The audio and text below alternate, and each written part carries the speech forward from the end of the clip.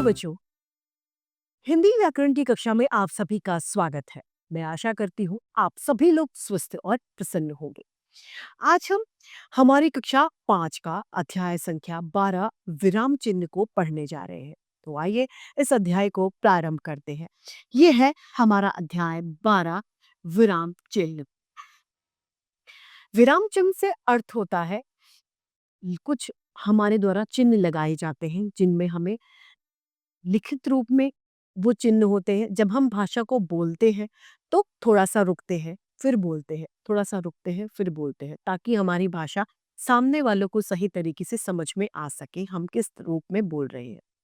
तो उन्हीं को जब हम लिखते हैं तो वो चिन्हों में अंकित किए जाते हैं, लिखा जाता है। वही चिन्ह विराम चिन्ह कहलाते हैं। आइए पढ़ें। हम बोलते समय अर्थ को स्पष्ट करने के लिए वाक्यों के बीच बीच में भावों के अनुसार कभी कभी थोड़े समय के लिए और कभी ज्यादा समय के लिए रुक जाते हैं। कभी किसी से प्रश्न करते हैं, कभी आश्चर्य को प्रकट करते हैं, कभी दुख आदि के भाव भी व्यक्त करते हैं। जब हम लिखित भाषा में ये भावों और अर्थ को प्रकट करने के लिए जो चिन्ह लगाते हैं उन्हें ही विराम चिन्ह कहा जाता है। यानी ये कहा जा सकता है कि विराम का अर्थ है रुकना या फिर विश्राम करना। लिखित रूप में रुकने या भाव का संकेत स्पष्ट करने के लिए जो चिन्हों का प्रयोग किया जाता है वे चिन्ह विराम चिन्ह कहलाते हैं। आर्यन पढ़ रहा है के पीछे क्या है? पूर्ण विराम लगाया गया है। क्या आर्यन पढ़ रहा है? इस दूसरे वाक्य में उसके पीछे प्रश्नवाचक चिन्ह लगाया है। आर्यन पढ़ रहा है, यहाँ पर विस्मयाबोधक चिन्ह और क्या लगाया है हमने? अल्प विराम का चिन्ह लगाया है। ऊपर दिए गए चित्रों में रंगीन चिन्हों में लगाने से कहने की बात का अलग भाव स्पष्ट हो रहा है।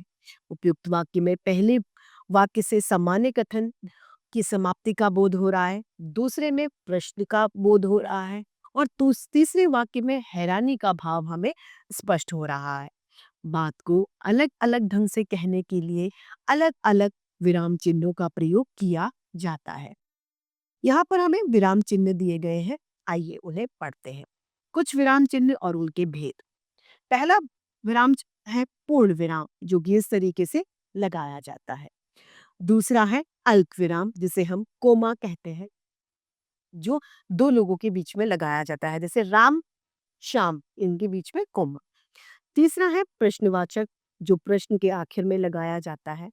चौथा है उद्धरण चिन्ह, जो किसी नाम के लिए लगाया जाता है। पांचवा है योजक चिन्ह, जोड़ने के लिए योजक चिन्ह का प्रयोग किया जाता है। विस्मयबोधक चिन्ह, जो कि इस तरीके से लगाया जाता है किसी भाव को प्रस्तुत करने के लिए। सातवां है कोष्टक, किसी अर्थ को लिखने के लिए लिखा जाता है। और आठवां है हमारा लाघवन चिन्ह, जो इस तरीके से किसी को शॉर्ट यानी संक्षेप में करने के लिए लगाया जाता है। आइए इन चिन्हों को पढ़े और समझिए। पूर्ण विराम। पूर्ण विराम का अर्थ है रुकना पूरी तरह से।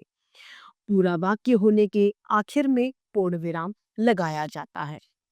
प्रश्नवाचक तथा विस्मयबोधक वाक्यों को छोड़कर सभी वाक्यों के आखिर में पूर्ण विराम का प्रयोग किया जाता है। जैसे कि निशा जल्दी सो गई, ये वाक्य खत्म होने पर लगा दिया गया।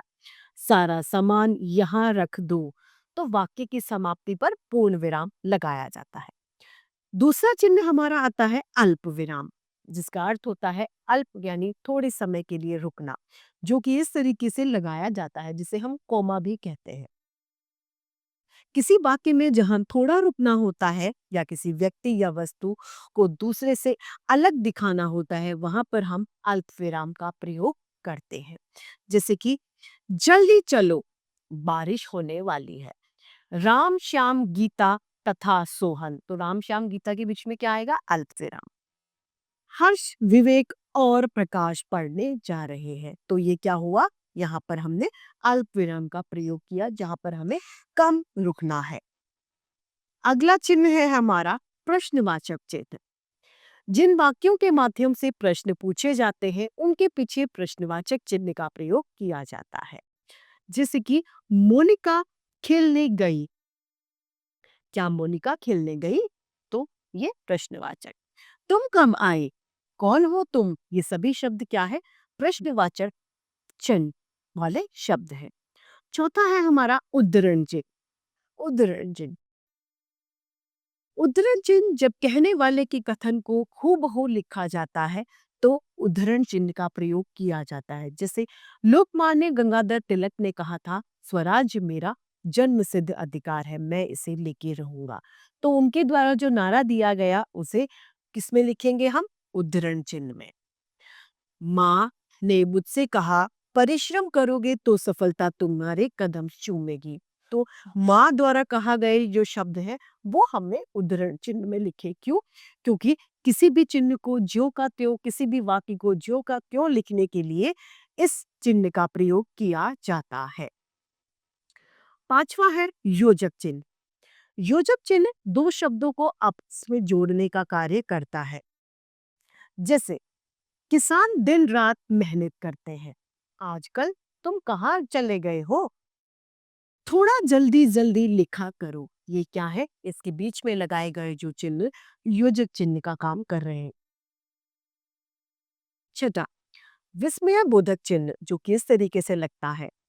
हर्ष, दुख, शोक, घृणा, नफरत आदि भावों को प्रस्तुत करने के लिए जिन चिन्हों का प्रयोग किया जाता है वे विस्मय बोधक चिन्ह कहलाते हैं। जैसे कि शाबाश, तुमने कर दिखाया, वाह बेटा, छी कितनी गंदगी है। ये सभी क्या है? विस्मय बोधक चिन्हों के उदाहरण है। अगला है सातवां कोष्ठक। कोष्ठक इस तरीके से लगाया जाता है, किसी शब्द के अर्थ या उसके विकल्प को बताने के लिए कोष्ठक का प्रयोग किया जाता है। जैसे कि अर्जुन ललकारते हुए, यानी ललकारना है वो उसका अर्थ बताते हुए। जयद्रथ, तुम्हें आज कोई नहीं बचा सकता। सुनो, वह मुख्य अतिथि सभा में पहुंच चुके हैं। वह कौन है? जो मुख्य अतिथि है। ये कोष्ठक का अर्थ है। अगला है लाघव चिन्ह। इस चिन्ह का प्रयोग संक्षिप्त रूप में दिखाने के लिए किया जाता है। जैसे डॉक्टर के आगे डॉ लिखकर चिन्ह लगा दिया तो डॉक्टर, प्रोफेसर के आगे प्रो लिखकर ये चिन्ह लगा दिया, उत्तर के आगे उ लिखकर ये चिन्ह लगा दिया, तो क्या हो गया? ये संक्षिप्तीकरण का कार्य करता है। तो इसी के साथ हमारा ये अध्याय समाप्त होता है।